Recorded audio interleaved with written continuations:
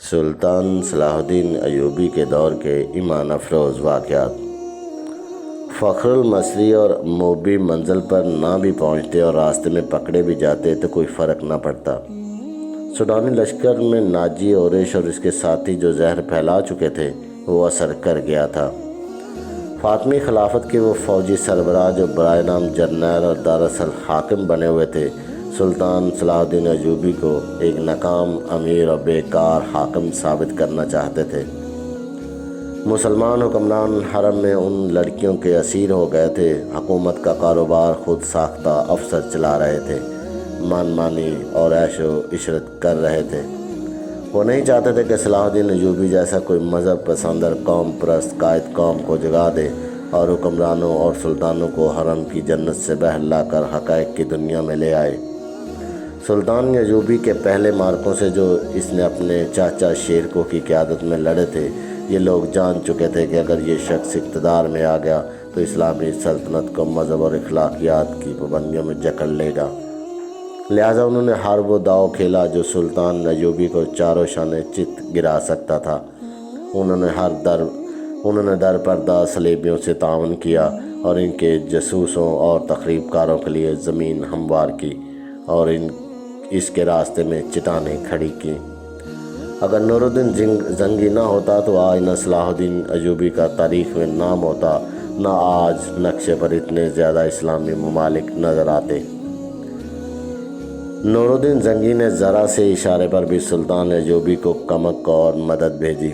صلیبیوں نے مصری فوج کے سوڈانیوں کے بلاوے پر بحیرہ روم سے حملہ کیا تو نور الدین زنگی نے اطلاع ملتے ہی خشکی پر صلیبیوں کی ایک مملکت پر حملہ کر کے ان کے اس لشکر کو مفلوج کر دیا جو مصر پر حملہ کرنے کے لیے جا رہا تھا۔ یہ تو سلطان ایوبی کا نظام جاسوسی تھا کہ اس نے صلیبیوں کا بیڑا غرق کر دیا۔ اب علی بن سفیان نے زنگی کی طرف برق رفتار قاصد یہ خبر دینے کے لیے دوڑا دیے کہ سوڈانیوں کی بغاوت کا خطرہ ہے اور ہماری فوج کم ہے۔ دو حصوں میں بٹ بھی گئی ہے۔ قاصد پہنچ گئے تھے اور نور الدین زنگی نے انہیں خاصی فوج کو مصر کی طرف کوچ کا حکم دیا تھا۔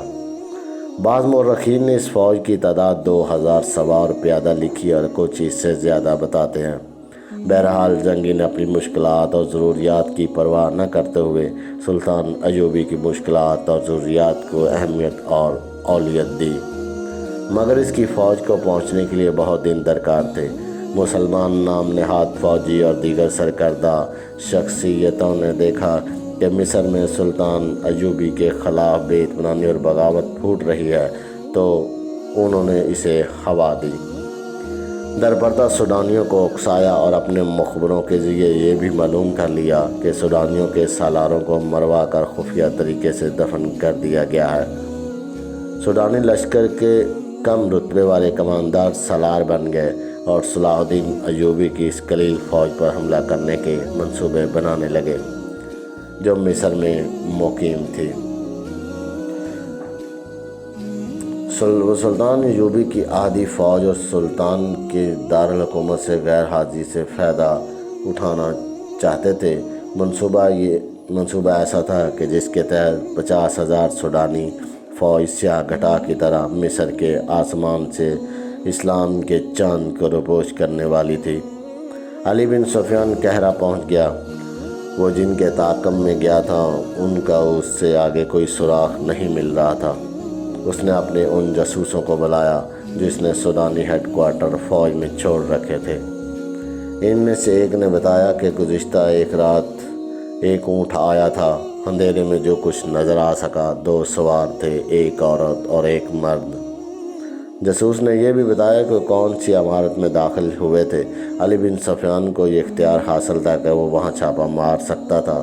سوڈانی فوج سلطنت اسلامیہ کی فوج تھی، کوئی آزاد فوج نہیں تھی، مگر علی نے اس خدشے کے پیش نظر چھاپا نہ مارا کہ یہ جلتی پر تیل کا کام کرے گا۔ اس کا مقصد صرف یہ نہیں تھا کہ موبی اور فخر المصری کو گرفتار کرنا ہے، بلکہ اصل مقصد یہ تھا کہ سوڈانی قیادت کے عزائم اور آئندہ منصوبے معلوم کیے جائیں تاکہ پیش بندی کی جا سکے۔ اس نے اپنے جاسوسوں کو نئی ہدایات جاری کی۔ جاسوسوں میں غیر مسلم لڑکیاں بھی تھیں جو عیسائی یا یہودی نہیں تھیں۔ یہ قحبہ خانوں کی بڑی ذہین اور تیز ترار لڑکیاں تھیں، مگر علی بن سفیان نے ان پر کبھی 100% بھروسہ نہیں کیا تھا، کیونکہ وہ دوگلا کھیل بھی کھیل سکتی تھی۔ ان لڑکیوں سے بھی اس لڑکی موبی کا سراغ نہ مل سکا جس کے تعاقب میں علی آیا تھا۔ جاری ہے۔